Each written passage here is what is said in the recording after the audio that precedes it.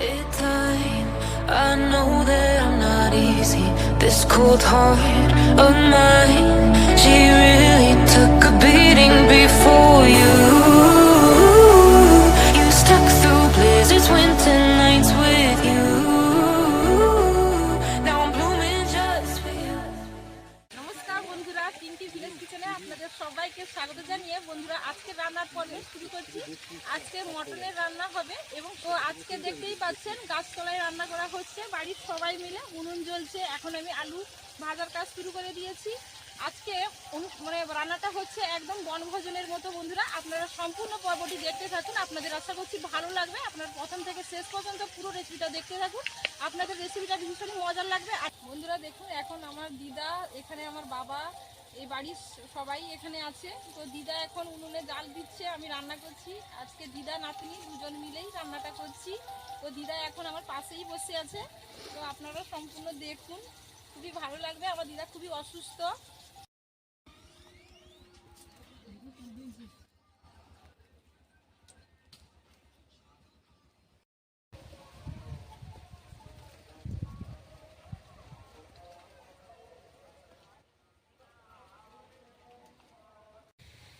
এখানে দেখো 2 KG mutton নেওয়া হয়েছে।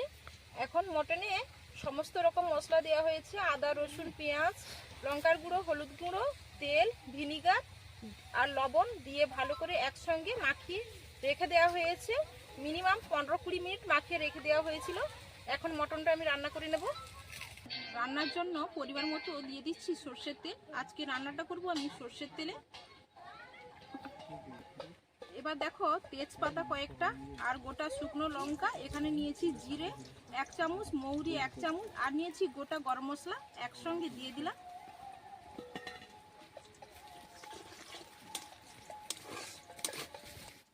এবার দেখো গোটা গরম মশলা আর গোটা জিরে আর মৌরি সুন্দর একটা গন্ধ বেরোলে এবার এতে দিয়ে দেব পেঁয়াজ কুচি,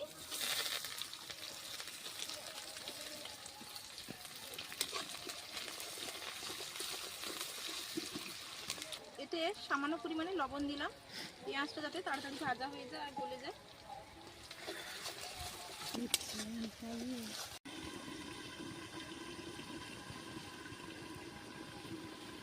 এবারেতে দিয়ে দেব কাঁচা লঙ্কা যেটা,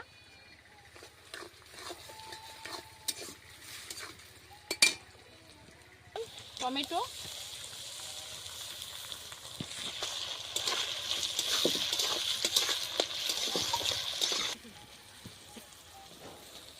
টমেটো গলে গেছে।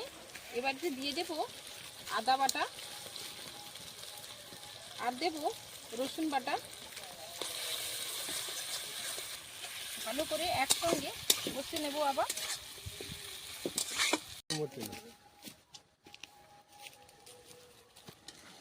দেখো আদা রসুন ভালো করে কষে নিয়েছি। এবার এতে দিয়ে দেব পরিমাণ মতো হলুদ আর লঙ্কা গুঁড়ো, একসঙ্গে জলে গুলে রেখেছিলাম, এর মধ্যে দিয়ে দিলাম।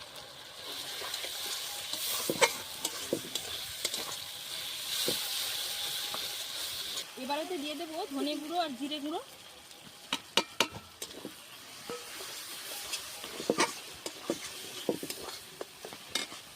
আরও সামান্য পরিমাণে দিয়ে দিলাম সর্ষের তেল।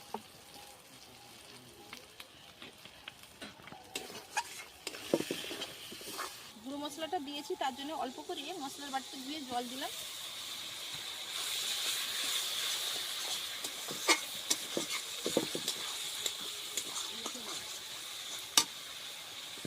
দিয়ে দিলাম ধনে পাতার কুচি।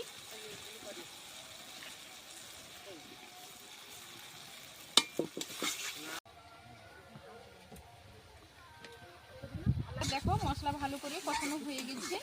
এবারে দিয়ে দেব মশলা মাখানো মটনটা।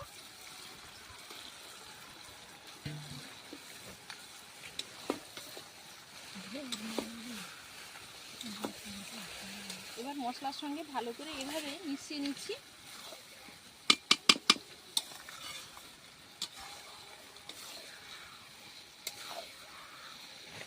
এবার একটু ঢাকা দিয়ে দেবো।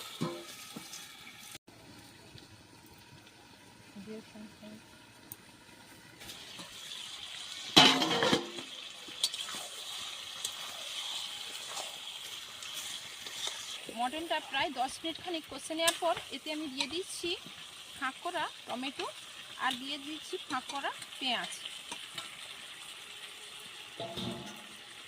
এবার এতে দিয়ে দেব আলু ভেজে রাখা,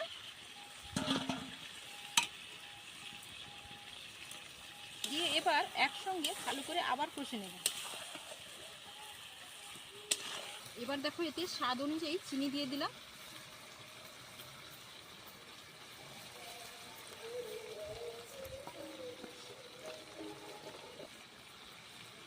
লবণ মাখানো ছিল যেহেতু তার জন্য এখন অল্প করে স্বাদ অনুযায়ী লবণ দিলাম।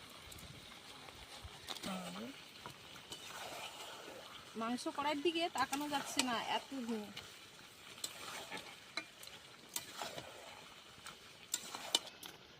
ধুঁয়ো ছিল তার জন্য বাবা আবার জ্বালন নিয়ে এলো, এই সরু সরু জ্বালন, এগুলো দিয়ে আবার উনুনটা জ্বালিয়ে নিচ্ছি ভালো করে। বন্ধুরা, খাসির মাংস মটন রান্না করতে হলে ঢাকা দিয়ে দিয়ে ভালো করে কষে রান্না করতে হবে। কষানো যতটাই ভালো হবে রান্নাটা ততটাই ভালো হবে, আর খেতে কিন্তু বন্ধুরা দারুণ লাগবে। আর দেখুন বন্ধুরা, এই ভিনিগার দেওয়ার কারণে এই মটনের মাংসটা কতটাই ভালো করে সেদ্ধ হয়েছে আর নরম হয়েছে। আর মনে রাখবেন যে খাসির মাংস রান্না করতে গেলে ভিনিগার মিশিয়ে মাংসতে ভালো করে মাখিয়ে রেখে দেবেন 15 থেকে 20 মিনিট পর্যন্ত। তখন দেখবেন ভালো করে মাংসটা বেশ সুন্দর নরম হয়ে যাবে।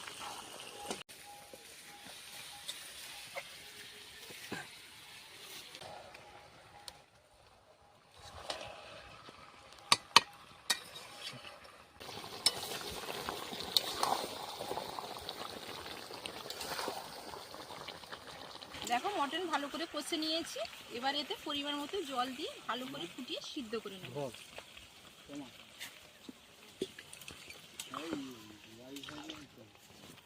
এবার ঢাকা দিয়ে দেবো।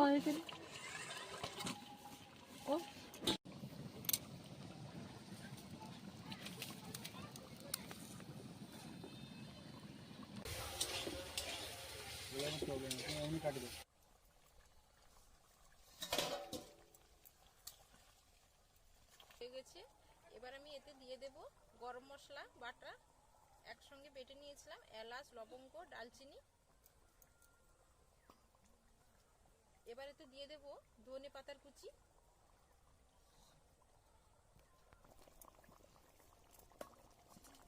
খুন্তি দিয়ে হালকা একটু নেড়ে দিচ্ছি।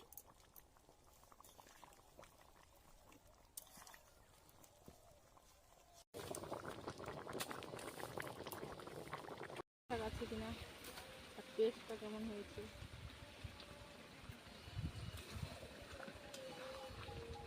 মটনটা রান্নাটা পুরোপুরিভাবে কমপ্লিট করে নিয়েছি, এবার উনুন থেকে কড়াইটা নামিয়ে নিচ্ছি। দেখুন বন্ধুরা, মটনটা কতটাই লোভনীয় স্বাদের হয়েছে। রান্নাটা দেখেই নিশ্চয়ই আপনারা বুঝতে পারছেন খেতে কেমন হবে, দারুণ লাগবে খেতে। দেখুন।